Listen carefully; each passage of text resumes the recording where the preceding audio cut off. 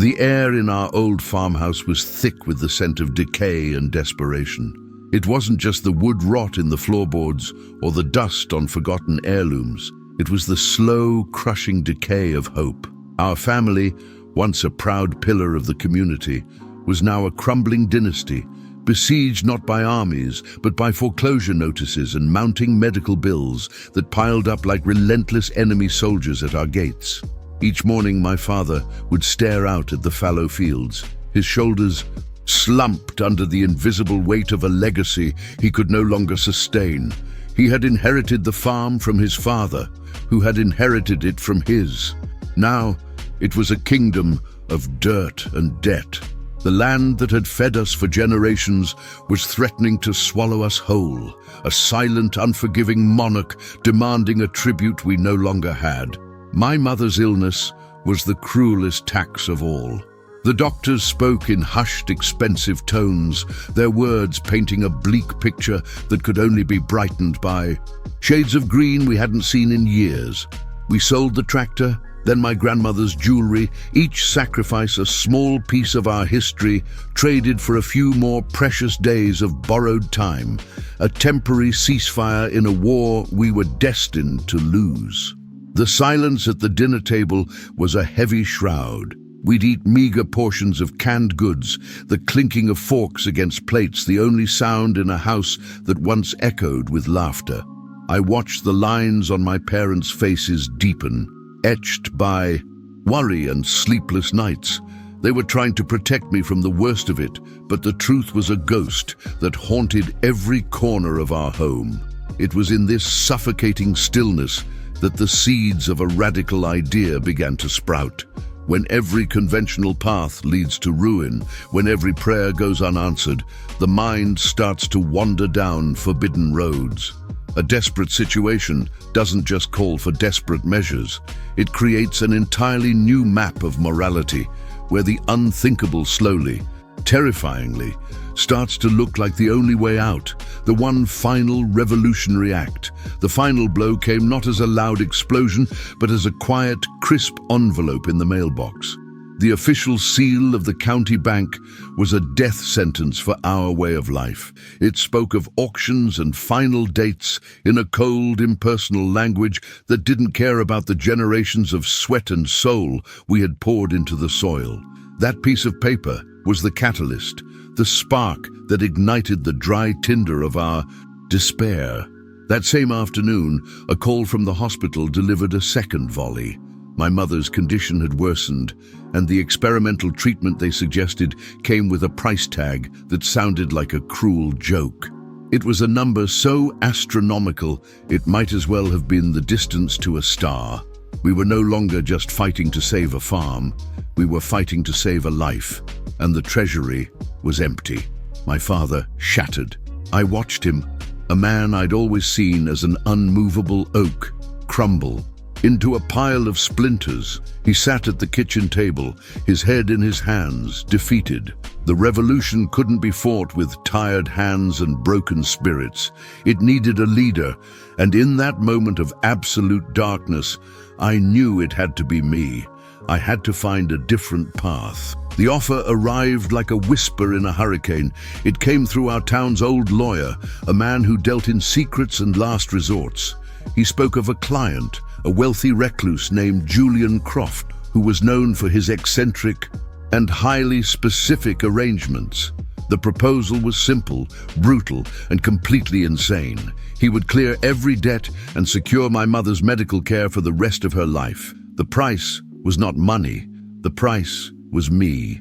He needed a wife, a respectable facade for reasons the lawyer claimed were private and non-negotiable. It wasn't a proposal of love or even companionship.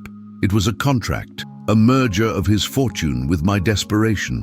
The idea of, I married a stranger to save my family, became a terrifying, tangible option on the table. The leader of this strange revolution was me, Ilara. I was not a warrior by nature. My hands were accustomed to soil and sewing needles, not signing away my future. But a deep, fierce love for my family had forged a core of steel within me. I would be the one to face the fire, to make the sacrifice that would end their suffering, even if it meant beginning my own private one. My counterpart was Julian Croft, the enigmatic stranger who held all the power. When I met him, he was nothing like I expected. He wasn't a leering old monster or a dashing prince. He was a man carved from shadows and silence, with eyes that held a storm of secrets. He spoke of our arrangement with the detached precision of a surgeon, outlining the terms of our life together, as if discussing a corporate acquisition. He had his own complexities, his own visible flaws, a barely concealed impatience with the world, a deep-seated mistrust that seemed to coat every word. He spoke. He wasn't a savior descending from on high. He was a flawed man offering a lifeline for his own inscrutable reasons. He demanded a wife for public appearances and social standing, a shield against a world I couldn't yet see. Our negotiations were held in a sterile, glass-walled office that felt colder than a winter morning. He laid out the rules of our new regime: separate wings of the mansion, a strict schedule of public events we must attend together, and a clear understanding that this was a partnership of convenience, not affection. There was no romance, only clauses and sub-clauses in a legally binding document. This was the strange alliance that would define my new world, a reluctant revolutionary and a quiet, complex benefactor, each using the other to win a different war. The contract felt less like a marriage certificate and more like a treaty signed between two warring nations, a formal agreement to lay down arms for a common, albeit temporary cause. The real battle, I suspected, was only just beginning. The process of change began with a wedding devoid of warmth or joy. It was held in a sterile government office with only the lawyer and Julian's assistant as witnesses. I wore a simple white dress that felt like a costume, my reflection in the polished marble floor, a stranger I didn't recognize. The vows we exchanged were hollow words, promises of a future that felt like a carefully constructed lie, a piece of political theater. Our new home was a vast, silent mansion that felt more like a museum than a house. My footsteps echoed in the long hallways, each sound a reminder of how empty it was, how empty I felt. We were two ghosts haunting the same opulent prison, living parallel lives that only intersected at the dinner table, where the silence was louder than any argument. This was the unseen battlefield of our arrangement. The first few weeks were a quiet, grueling war of attrition, a chess match of polite nods and brief, transactional conversations. I learned his schedule, the way he liked his coffee, the specific times he wished to be left entirely alone. It was a process of mapping enemy territory, of learning the rules of engagement in a conflict where the goal was not victory, but peaceful coexistence under one roof. One night, I found him in the library, not reading or working, but staring into a fire, a glass of amber liquid in his hand. For a fleeting moment, the mask of cold indifference slipped. I saw a flicker of profound weariness, a deep-seated sorrow in his eyes that mirrored my own. He didn't notice me, and I retreated before he could, but the image remained, a crack in his impenetrable armor. That brief, unguarded moment changed the dynamic of our silent conflict. It suggested a depth and a history I hadn't considered. He wasn't just a cold, calculating businessman. He was a man carrying his own invisible burdens. This realization didn't make him a friend, but it made him human, and it complicated the simple narrative of captor and captive I had been telling myself. The first results of my revolution arrived as a series of sterile bank confirmations. The farm was secure, my mother's treatment was fully funded, my family was safe. It was a victory, but a distant one. I saw their relief through phone calls and carefully worded letters, their gratitude tinged with a palpable concern for my new life. They had been saved, but they feared I was now lost in a gilded cage. My new life was a performance. At charity galas and corporate dinners, I played the part of the adoring wife. Julian, in turn, played the attentive husband. We learned to anticipate each other's cues, to share a private glance that looked like intimacy to outsiders, but was actually a signal. We were becoming adept at the theater of marriage, our public alliance growing stronger even as our private one remained a fragile truce. One evening at a fundraiser, a rival of Julian's made a thinly veiled, cruel remark about my family's sudden turn of fortune. Before I could even react, Julian stepped in. His response was quiet, lethally precise, and left the other man stammering. He defended my honor, not with the passion of a husband, but with the cold fury of a king defending his territory. It was possessive, but it was also protective. That incident marked a subtle shift. We had faced a common enemy, and for the first time, our interests had truly aligned beyond the pages of our contract. Later that night, he gave a curt nod. "No one speaks of my wife that way," he said, the words hanging in the air between us, heavy with unspoken meaning. It was not an apology or a confession. It was a statement of fact, a redrawing of the battle lines. We were still strangers living under one roof, two separate entities bound by a legal document. Yet a strange and unexpected sense of partnership was beginning to form in the cracks of our carefully constructed arrangement. We were allies, not yet friends, but the shared pressure of his world was beginning to forge a bond stronger and more complex than any contract could ever define. The revolution had succeeded in its primary objective, but the unforeseen consequences were a hefty tax on my soul. While my family enjoyed their newfound peace, I was living in a state of high-stakes tension.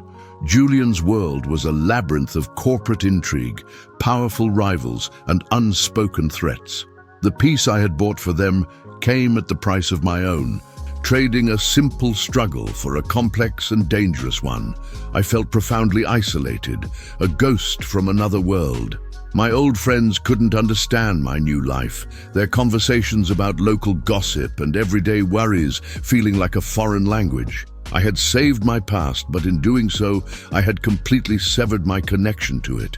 The story of how I married a stranger to save my family was a truth too bizarre and painful to share. The failures of this new regime were personal and deep.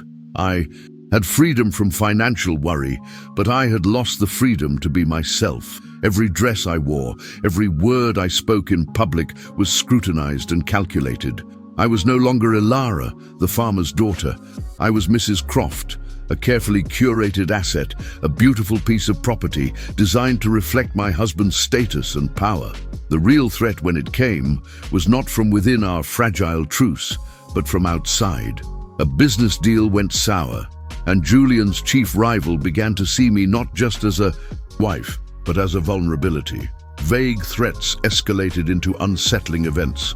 A car following me, a package with no return address, a sense of being constantly watched.